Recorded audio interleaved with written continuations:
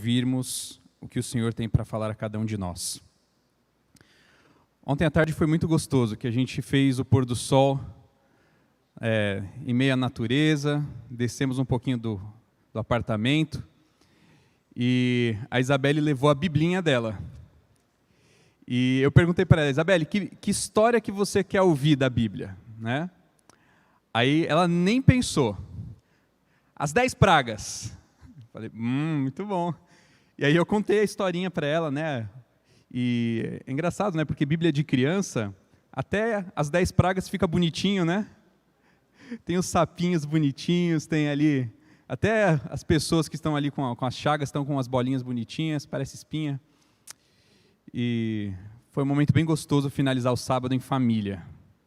Foi um sábado que a gente não teve reunião à tarde, então a gente conseguiu passar bem mais tranquilo junto com a família.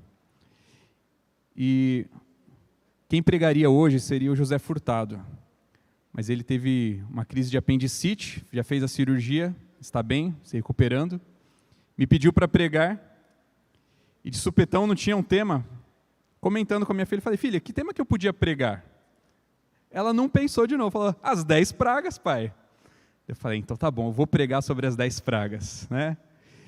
E aí, hoje eu passei o dia, né, mergulhando nas 10 pragas, mergulhando nessa história, tentando extrair daqui algumas lições preciosas para os nossos dias, para não ser apenas uma história lá do passado, né, que aconteceu 1.500 anos antes de Cristo, 3.500 anos atrás, mais ou menos, mas uma história que ainda tem relevância para nós hoje e que nos dá uma luz do que vem pela frente também.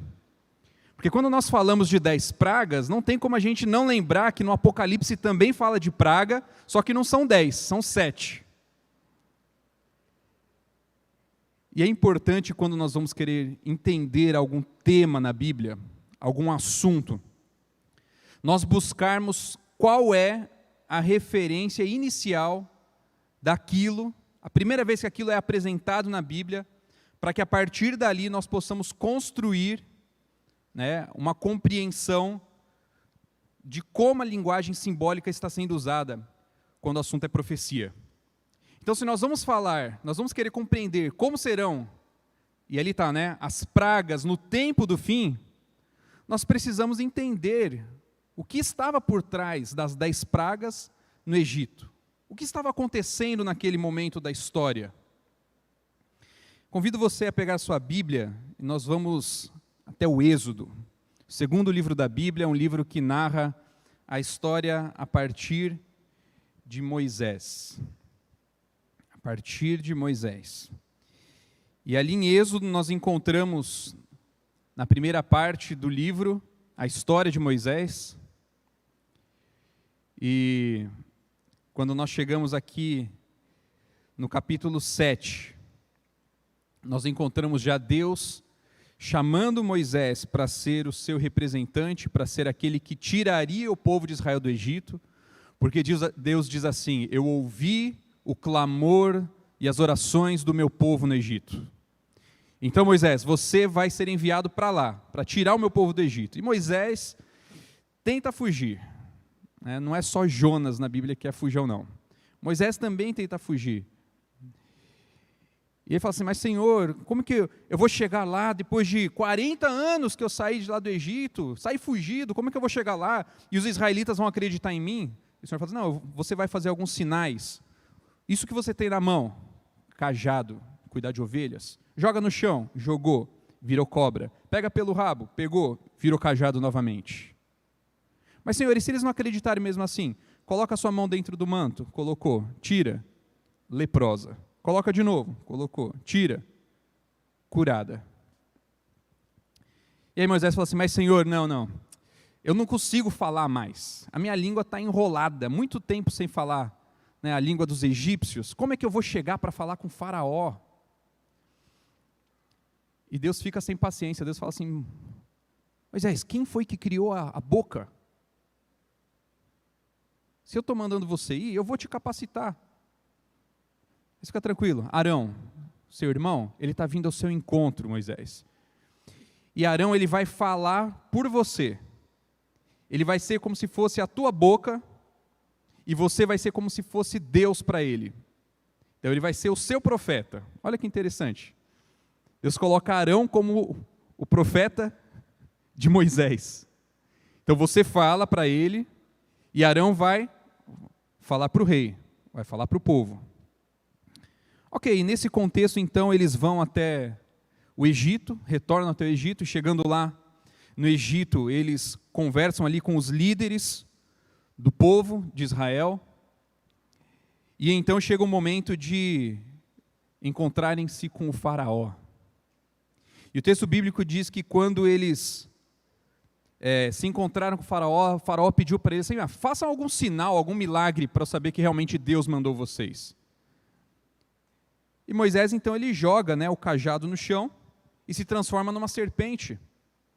Mas o texto bíblico lá em Êxodo no capítulo 7, o verso 11 diz que o faraó mandou chamar os sábios e feiticeiros que o assistiam na corte real. E diz que também os magos do Egito fizeram a mesma coisa por meio das suas ciências ocultas. Transformaram os seus cajados em serpentes. E ali disse que, no texto diz que depois que isso aconteceu, o cajado de Moisés engoliu, a serpente de Moisés engoliu as outras serpentes, e então ele pega pelo rabo e volta a ser uma serpente. Mas o coração do faraó estava duro. E o coração de faraó não amoleceu, ficou mais duro. E então, Deus precisa utilizar do seu juízo para que fosse realizado aquilo que estava planejado para o povo de Israel. Nós vemos então a partir aqui do verso 14, as 10 pragas acontecendo, uma sucessão de pragas. A primeira delas acontece no rio Nilo. Ali no verso 20 diz que Moisés e Arão fizeram como o Senhor tinha ordenado. Arão levantou a vara, feriu as águas do Nilo na presença do faraó e dos seus conselheiros, e toda a água do rio transformou-se em sangue. Os peixes morreram, e o rio cheirava tão mal que os egípcios não conseguiam beber das suas águas. Havia sangue por toda a terra do Egito. Mas o verso 22 diz que os magos do Egito conseguiram fazer a mesma coisa, por meio das suas ciências ocultas. A história continua, e então vem a segunda praga. A segunda praga, Arão estende a mão sobre a água do Egito, e as rãs sobem e começam a cobrir a terra. E as rãs invadem todo o Egito. Mas o texto diz lá no capítulo 8, verso 7, que os magos fizeram a mesma coisa por meio das suas ciências ocultas. Mais uma vez, o milagre, o ato sobrenatural foi copiado, foi falsificado por aqueles magos, aqueles sacerdotes de Faraó. E a história continua, diz que Faraó, quando vê aquilo, o seu coração se endurece, e ele não permite que o povo vá embora do Egito para adorar a Deus no deserto. E então o Senhor manda a terceira praga, e diz que Arão estendeu a mão com a vara, feriu o pó da terra, e surgiram piolhos nos homens e nos animais. Todo o pó de toda a terra do Egito transformou-se em piolhos. E se tem uma coisa que tem no Egito, é pó. Eu estive lá no começo de 2018. Muito emocionante ver as pirâmides. Mas a cidade em si é muito suja. Parece abandonada. É poeira para todo lado. Talvez porque está na beira do deserto. Mas também é um pouco da cultura. A cultura local, eles se preocupam mais com a organização e a limpeza da porta de casa para dentro. E para fora não tem problema. Para fora é deserto. Imagina aquele monte de pó agora se transformando em piolhos. E os piolhos tomando o Egito. E talvez naquele momento que isso começa a acontecer, Faraó já olha para os magos já dão aquela engolida seco, né? Vamos lá.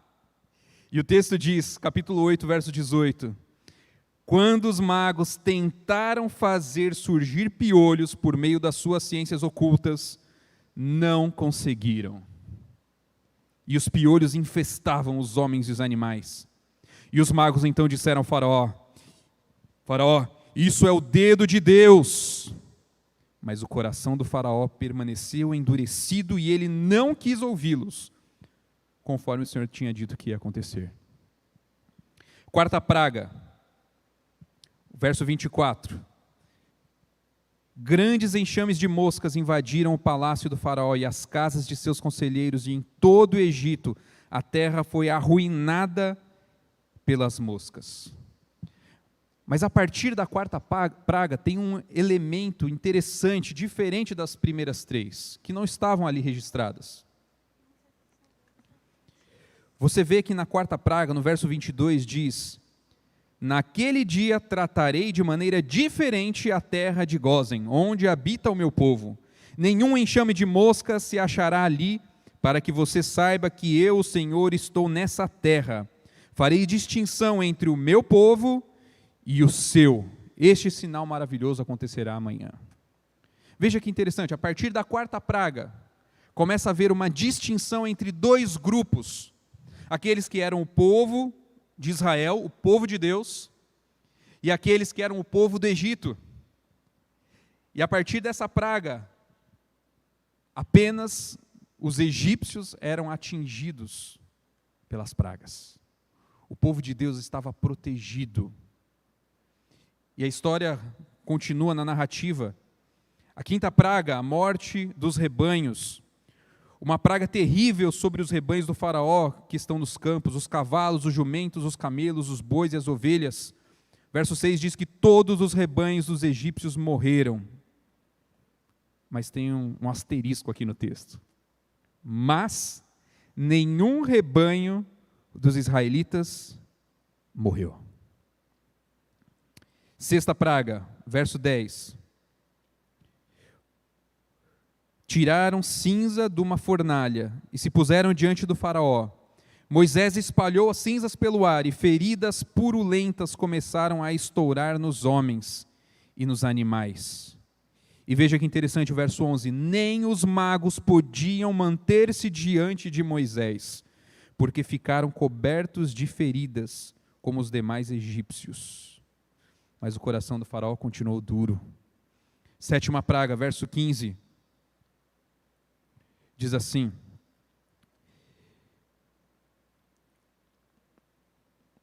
verso 23, desculpa. Quando Moisés estendeu a vara para o céu, o Senhor fez vir trovões e granizo, e raios caíram sobre a terra. Assim o Senhor fez chover granizo sobre a terra do Egito. O 26 conclui: somente na terra de Gósen, onde estavam os israelitas, não caiu granizo. Olha que coisa. Aqui começa a ficar muito claro. Esse povo é protegido de maneira especial. As pragas estão caindo sobre toda a população aqui do Egito, menos sobre esse povo. O que há de diferente neles? Porque eles não são atingidos. Chega então a oitava praga. Moisés estendeu a vara sobre o Egito e o Senhor fez soprar sobre a terra um vento oriental durante todo aquele dia e toda aquela noite. Pela manhã o vento havia trazido os gafanhotos, os quais invadiram todo o Egito e desceram em grande número sobre toda a sua extensão. Devoraram tudo o que o granizo tinha deixado, toda a vegetação e todos os frutos das árvores. Oitava praga. E então a nona praga, no verso 22, capítulo 10, verso 22, Moisés estendeu a mão para o céu, e por 3 dias houve densas trevas em todo o Egito. E o verso 23 traz o detalhe. Todavia todos os israelitas tinham luz nos locais em que habitavam. Por que os israelitas não são atingidos? Esses dias eu estava pensando sobre essa questão das pragas. E algumas pessoas, quando começou a pandemia, se perguntavam, né, será que essa é uma das pragas do Apocalipse?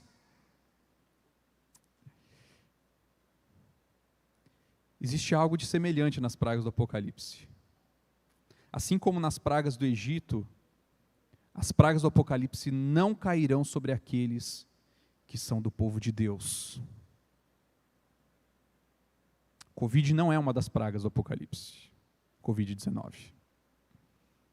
Ele pode ser enquadrado dentro, sim, dos sinais, né, que Jesus mencionou, como sendo sinais de que o tempo do fim está próximo, que as dores de parto estão se intensificando, mas ele não é uma das pragas, das 7 pragas do Apocalipse. E finalmente chegamos à 10ª praga. A 10ª praga foi diferente de todas as outras, porque a 10ª praga, ela envolveu de maneira muito específica algo precioso para cada família egípcia. A 10ª praga, lá no capítulo 12, verso 12, diz que naquela mesma noite passarei pelo Egito e matarei todos os primogênitos, tanto dos homens como dos animais, e executarei juízo sobre todos os deuses do Egito. Eu sou o Senhor. A 10ª praga era a morte dos primogênitos, das famílias, mas também dos animais. Porém, Deus deu uma instrução para o seu povo. E essa instrução dizia, a partir do verso 5, vocês vão escolher um animal que será macho de 1 ano, sem defeito, pode ser cordeiro ou cabrito. Guardem-no até o 14º dia do mês, quando toda a comunidade de Israel irá sacrificá-lo ao pôr do sol. Passem então um pouco do sangue nas laterais e nas vigas superiores das portas da casa onde vocês comerão o animal. Verso 11, ao comerem estejam prontos para sair, cinto no lugar, sandália nos pés, cajado na mão, comam apressadamente, esta é a Páscoa do Senhor. E o verso 13 diz, o sangue será um sinal para indicar as casas em que vocês estiverem. Quando eu vir o sangue, passarei adiante. A praga de destruição não os atingirá quando eu ferir o Egito. O verso 23 diz, quando o Senhor passar pela terra para matar os egípcios, verá o sangue na viga superior e nas laterais da porta, e passará sobre aquela porta, e não permitirá que o destruidor entre na casa de vocês para matá-los. E assim a gente concluiu as 10 pragas do Egito. Relembrando um pouquinho, né? O interessante é que dentro da mitologia egípcia, né, dentro do panteão de deuses, existem muitos deuses, né? São vários. Existe um deus que é chamado... Existe um deus que é chamado Khepri. O deus Khepri, ele é representado com um corpo humano e uma cabeça de besouro. E é uma representação desse animal, desse besouro, que é muito comum lá no Egito. O besouro caprófago, besouro do estrume. Vocês já viram aquele besouro que fica rolando aquela bolinha de estrume com as patas? Então, é interessante porque eles entenderam e usaram a metáfora do besouro que empurra essa bola para esse Deus. E dentro da dentro da explicação do papel desse Deus, disse que o sol era rolado pelo Deus Khepri todos os dias. Então esse Deus tirava o sol do Oriente, e rolava o sol pelo céu até depositá-lo no Ocidente. O Deus Khepri. E dentro do panteão dos deuses, existia um Deus que era o pior de todos. Talvez você já ouviu falar de Apófis. Era representado por uma serpente. E era um Deus tão perverso e tão mau que era proibido o culto a Apófis.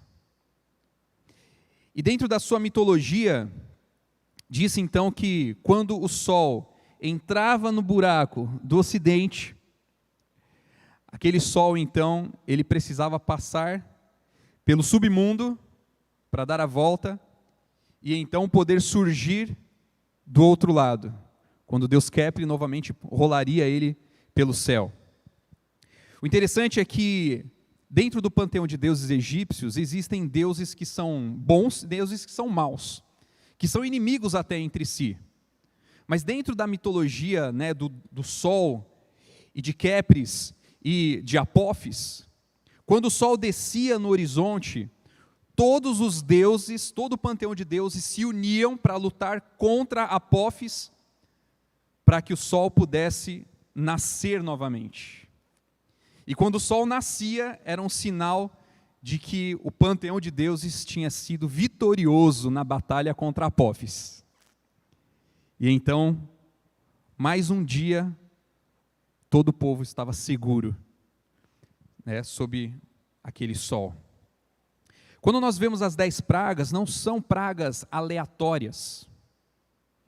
Deus escolheu cada uma dessas pragas para demonstrar o seu juízo contra a nação que estava escravizando o seu povo, mas também para mostrar que o panteão de deuses era um panteão de deuses falsos, sem poder, e que o único Deus verdadeiro era o Deus de Israel.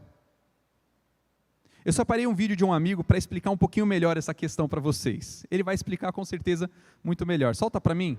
As pragas foram terríveis juízos contra os egípcios, seus deuses e sua falsa religião. Mas como tudo isso aconteceu? Por que aquele tipo específico de flagelo? Por que o Nilo se tornou em sangue? Por que as trevas cobriram a face da terra do Egito? Por que os primogênitos morreram? Haveria algum significado mais profundo por detrás de tudo isso? Cada uma das 10 pragas foi dolorosamente literal e dirigida contra algum aspecto da falsa religião. A primeira praga, a transformação do Nilo e de todas as águas do Egito em sangue, foi uma ofensa ao deus Nilo, a personificação de Rapi, que acreditava ser o deus da fertilidade. Tal praga resultou na morte de peixes e foi, portanto, um duro golpe contra a religião egípcia que venerava algumas espécies de peixes. As rãs também eram animais sagrados para os egípcios, e um de seus ídolos, a deusa Heket, tinha justamente a cabeça de uma rã. Eles supunham que ela possuía poder criador, embora o principal propósito dessa praga fosse punir os opressores de Israel, também atrairia desprezo por seus muitos deuses pagãos. A grande multiplicação de rãs fez com que a deusa Heket parecesse maligna, como se ela mesma houvesse atormentado o povo ou não tivesse poder para livrá-los das rãs. As superstições dos egípcios os obrigavam a respeitar criaturas que a praga lhes fez odiar e que, se não fossem divindades, teriam sido destruídas. Na terceira praga, Arão estende o seu bordão e fere o pó da terra, que se torna em piolhos, piolhos que infestaram os homens e o gado por toda a parte no Egito. Os magos tentaram inutilmente reproduzir os mesmos fenômenos, mas reconheceram sua limitação e sua incompetência. Chegaram a admitir: tudo isto é dedo de Deus, como está em Êxodo capítulo 8, verso 9. Atribuía-se ao deus Thoth a criação do conhecimento, da sabedoria, da arte e da magia, mas nem mesmo esta divindade pôde ajudar os magos a imitar a terceira praga. Este foi mais um golpe contra a falsa religião dos egípcios. A quarta praga consistia em enxames de moscas que infestariam todo o país. Um novo elemento é introduzido a partir dessa praga: a distinção entre os egípcios e os adoradores do verdadeiro Deus, Êxodo capítulo 8, verso 22. Enquanto as casas egípcias eram infestadas pelos enxames de moscas, os israelitas na terra de Gósen não foram afetados, Êxodo capítulo 8, versos 23 e 24. Aqui uma nova chance foi oferecida a Faraó e seus imediatos, mas eles continuavam duros em sua decisão. Foi anunciado com antecipação o dia em que o juízo divino cairia sobre o rebanho egípcio em forma de pestilência sobre os animais. Novamente, há uma linha de separação entre os hebreus e os egípcios. Do rebanho de Israel, nenhum animal foi atingido, enquanto todo o rebanho de Faraó acabou morrendo. Êxodo capítulo 9, versos 6 e 7. Essa praga certamente atingiu de cheio a mais popular forma de adoração às divindades que havia no Egito. Especialmente Apis, deus sagrado de Mênfis, e Hathor, a vaca celestial, protetora das gestantes, da fertilidade e de todo o Egito. Até aqui, os magos egípcios estavam presentes quando os milagres foram realizados. Embora tivessem reproduzido algumas falsas imitações utilizando-se de ciências ocultas, nesta ocasião, a praga caiu tão forte sobre eles, com tanta severidade, que não podiam continuar com seu trabalho. Em vez disto, fugiram para suas casas, não continuaram com Faraó. Eles estavam em busca de proteção e um tratamento que não conseguiam. Foi fixado o tempo para o começo da 7ª praga, a chuva de pedras. Ela deveria cair sobre o Egito no dia seguinte, caso o Faraó não se arrependesse e não deixasse o povo hebreu sair. Esse pedido de tempo determinado testificaria ao rei que Yahweh é o único Deus, o Criador do céu e da terra, e que toda a natureza, animada e inanimada, está sujeita ao poder de Deus. A praga dos gafanhotos destruiu toda a vegetação que havia sobrado da devastadora chuva de pedras e demonstrou que Yahweh tinha também controle absoluto sobre esses elementos da natureza. A 9ª praga era para ser a mais temida de todas, a escuridão total do Egito. Ela demonstrava, segundo as crenças da época, que os deuses em conjunto perderam a batalha, não permitindo o nascimento do sol. O Egito ficou em trevas tão densas que não era possível enxergar as pessoas e esta escuridão se estendeu por 3 dias. Mas na casa dos hebreus, novamente, havia luz. Nem assim, Faraó demonstrou arrependimento. Este golpe cairia sobre os primogênitos dos homens e dos animais. Deus não desejava exterminar os egípcios e seu gado, mas apenas convencê-los de que a oposição a seu propósito não seria mais tolerada. A morte dos primogênitos causou o maior vexame para a religião dos egípcios. Porque naquela noite passarei pela terra do Egito e ferirei... Ok. O vídeo desincronizou um pouquinho aí e terminou antes, mas sem problema. Vocês viram explicação interessante, né, sobre cada um daqueles deuses sendo desbancados, o controle da natureza, o controle sobre os animais, e finalmente ali na praga em que fica escuro por 3 dias, uma demonstração clara de que o Deus Jeová era mais poderoso do que todo o panteão de deuses egípcios, pois o sol não apareceu. Há um texto que deixa claro o propósito de Deus. O verso 16 do capítulo 9 diz assim, o verso 15 e 16. Porque eu já poderia ter estendido a mão, ferindo você e o seu povo com uma praga que teria eliminado você da terra. Mas, Deus falando para Faraó, eu o mantive em pé, exatamente com este propósito, mostrar-lhe o meu poder e fazer que o meu nome seja proclamado em toda a terra. Quando nós vamos para Apocalipse, no capítulo 16, nós encontramos as 7 últimas pragas. Interessante que o livro de Apocalipse ele é dividido em 2 grandes seções. Capítulo 1 até o capítulo 14 é a parte histórica. E ela tem uma característica de recapitulação, onde ali as sequências de 7 vão revendo os mesmos períodos com enfoques diferentes. E a partir do capítulo 15 nós começamos a parte de escatologia, onde nós temos apresentado de maneira sequencial os eventos que culminam na nova terra e nos novos céus restaurados. As pragas, elas se encontram justamente na segunda parte de Apocalipse. Então, quando nós lemos, nós entendemos que elas se referem ao período do tempo do fim.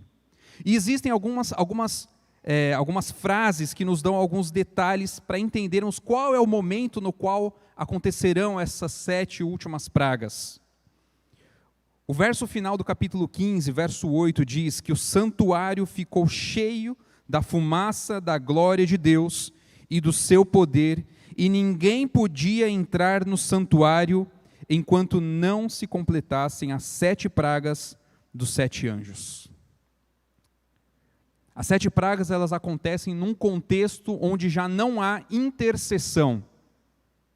O santuário já está bloqueado, vazio, apenas a presença do Pai ali dentro. Então as pragas, elas não acontecem antes do fechamento da porta da graça. A expressão fechamento da porta da graça, ela não aparece nessas palavras, mas é uma ilustração usada da história de Noé. Quando após ele pregar durante 120 anos, Deus manda ele entrar na arca com a sua família, e então um anjo vem e fecha a porta pelo lado de fora. E agora quem estava dentro da arca estava salvo, quem estava fora da arca estava perdido. Não havia mais oportunidade de entrar e nem de sair da arca. Fechou-se a porta da graça, a oportunidade de salvação. E nós entendemos que chegará um momento no qual o nome de todos que já existiram na história terão passado perante o juízo. O momento no qual a intercessão será realizada pela última pessoa no céu, e cada um terá tomado a sua decisão.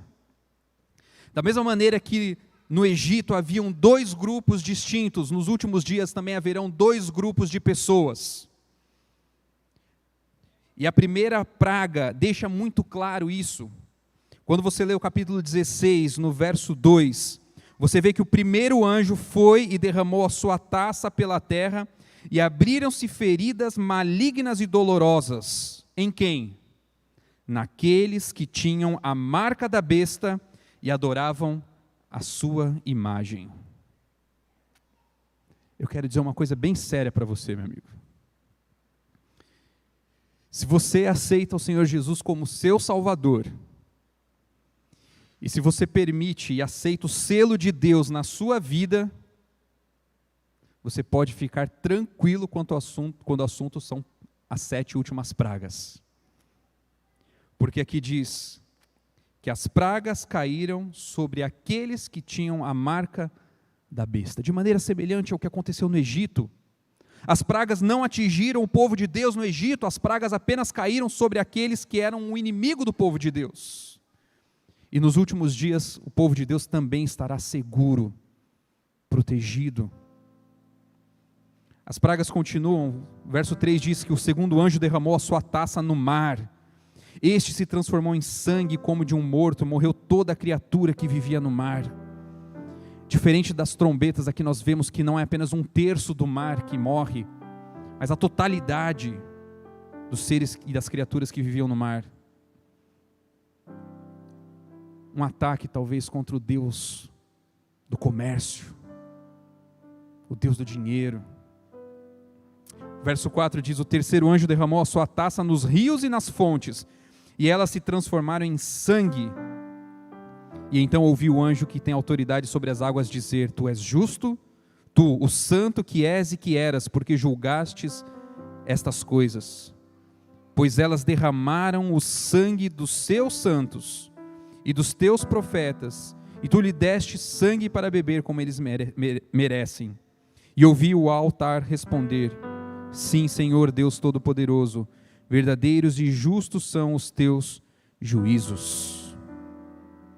A quarta praga, verso 8, diz que o quarto anjo derramou a sua taça no sol, e foi dado poder ao sol para queimar os homens com fogo. Estes foram queimados pelo forte calor, e amaldiçoaram o nome de Deus, que tem o domínio sobre estas pragas.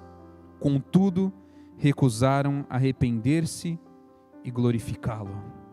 Aqui nós vemos algo semelhante com a experiência do Egito também.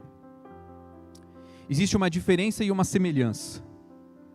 A diferença é que o contexto do Egito ainda envolvia graça, ainda envolvia a oportunidade de que até mesmo os egípcios aceitassem o Deus de Israel, passassem a fazer parte do povo de Israel e não sofressem as demais pragas e saíssem do Egito junto com aquele povo.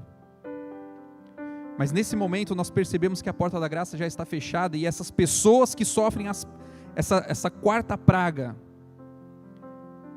elas não têm o seu coração tocado, em reconhecimento que o Deus do céu é o Deus verdadeiro, o Deus sobre toda a criação, e elas recusam-se a arrepender e glorificar a esse Deus, assim como o Faraó o fez. E a gente vê aqui claramente o pecado contra o Espírito Santo. Esses homens e mulheres, essas pessoas, infelizmente, cometeram um pecado contra o Espírito Santo. Rejeitaram a ação de Deus na sua vida, rejeitaram a voz que lhes leva ao arrependimento, e quando a porta da graça se fecha, essa voz já não é mais ouvida. O texto continua no verso 10 e diz que o quinto anjo derramou a sua taça sobre o trono da besta, cujo reino ficou em trevas. De tanta agonia, os homens mordiam a própria língua e blasfemavam contra o Deus dos céus, por causa das suas dores e das suas feridas. Contudo, recusaram arrepender-se das obras que haviam praticado. Verso 12 diz que o sexto anjo então derramou a sua taça sobre o grande rio Eufrates. Secaram-se as suas águas para que fosse preparado o caminho para os reis que vêm do Oriente. Você conhece a história de Daniel, não conhece? Quando ele estava ali na corte do rei Belsazar, aquela mão aparece e escreve Mene Mene Tekel Parsim, dizendo que pesado foste na balança e achado em falta, teu reino será entregue aos medos e persas. E naquela mesma noite Babilônia cai. Os historiadores dizem que o exército de Ciro desviou o curso do rio Eufrates. O rio Eufrates passava no meio da cidade de Babilônia. Babilônia estava sobre as águas.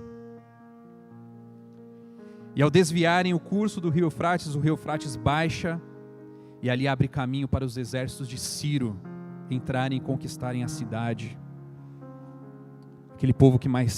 Aquele reino que mais tarde libertou o povo de Deus, permitindo que eles voltassem a Jerusalém. Apocalipse também diz que Babilônia está assentada sobre muitas águas. Mas vai chegar um momento em que esses povos, esse apoio, esse envolvimento político, esse envolvimento de suporte para a Babilônia vai cair, vai secar. E vai ser o fim de Babilônia espiritual, que é a grande igreja falsificada, inimiga do povo de Deus ao longo da história. E o texto diz ainda mais aqui, ainda na sexta praga, verso 13: então vi saírem da boca do dragão, da boca da besta e da boca do falso profeta, a falsa trindade está aqui sendo apresentada novamente, que já tinha aparecido lá no capítulo 12 e 13 de Apocalipse, e diz que da boca deles saiu o quê? 3 espíritos imundos semelhantes a rãs. São espíritos de demônios que realizam sinais milagrosos e vão a todo mundo, os reis de todo mundo, a fim de reuni-los para a batalha do grande dia do Deus Todo-Poderoso. Vocês lembram do detalhe da falsificação das pragas pelos magos do faraó? Quando Arão jogou a vara, eles jogaram a vara e virou cobra. Quando bateu na água e virou sangue, eles também transformaram água em sangue. Quando surgiram as rãs, eles também fizeram surgir rãs. Mas quando veio a próxima praga dos piolhos, eles não conseguiram falsificar mais. O último engano daqueles magos, daquele falso sistema religioso, o último engano foram as rãs. O último grande engano. A partir dali Deus deu um basta. E aqui nós vemos o último grande engano. Mobilização de todo aquele povo que infelizmente rejeitou a Deus para a batalha do Armagedon. E aí então tem um parênteses, verso 15, que diz: eis que venho como ladrão. Feliz aquele que permanece vigilante e conserva consigo as suas vestes, para que não ande nu e não seja vista a sua vergonha. E o verso 17 diz que o sétimo anjo derramou a sua taça no ar, e do santuário saiu uma forte voz que vinha do trono dizendo: está feito, está concluído, acabou.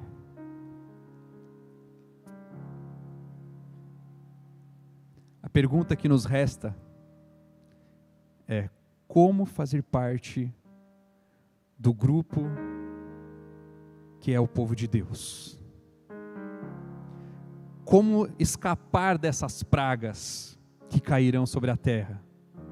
Como ter a certeza de que eu não estarei nesse grupo que sofrerá os juízos de Deus, que terá rejeitado o Espírito Santo? Se você voltar um pouquinho à sua Bíblia, no capítulo 12 você encontra uma descrição desse grupo.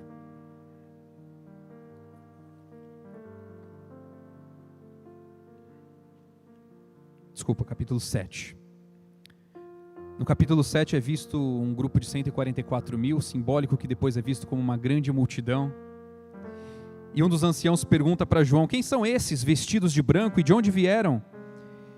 E João responde: Senhor, tu sabes. Então aquele ancião diz: estes são os que vieram da grande tribulação e lavaram as suas vestes e as alvejaram no sangue do Cordeiro.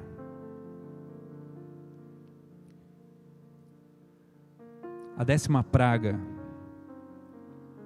ela tinha uma condição para não cair sobre o povo de Israel. A condição era escolher um cordeirinho macho, perfeito.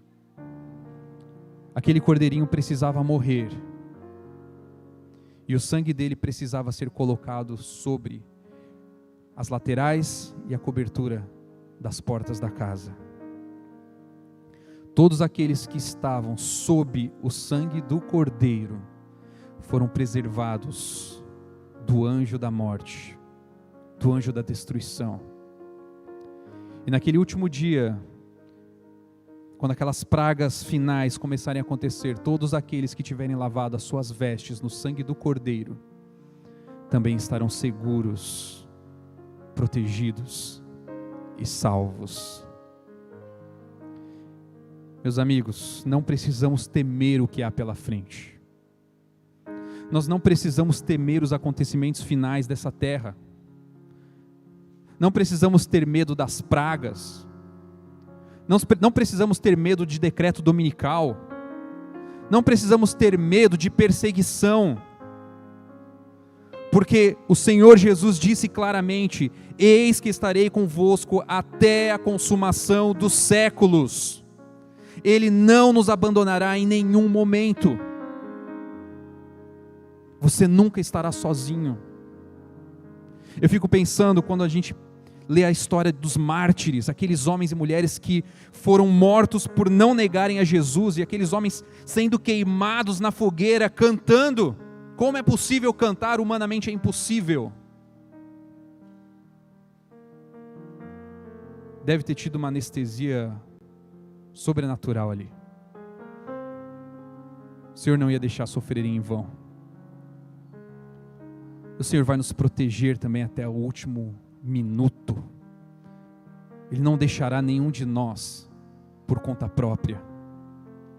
O que eu quero dizer para você nessa noite, para nós levarmos bem firme daqui: primeiro, eu e você precisamos ter a certeza de que o sangue do Cordeiro está sobre as portas da nossa casa, que nós temos as nossas vestes lavadas no sangue do Cordeiro, brancas. Primeira coisa importante.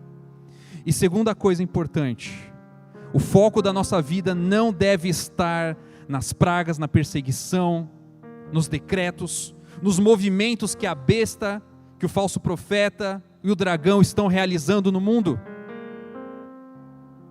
Todo movimento inimigo ao povo de Deus está se mobilizando, sim. Eles estão fazendo o papel deles. A pergunta é: eu e você estamos fazendo o nosso papel?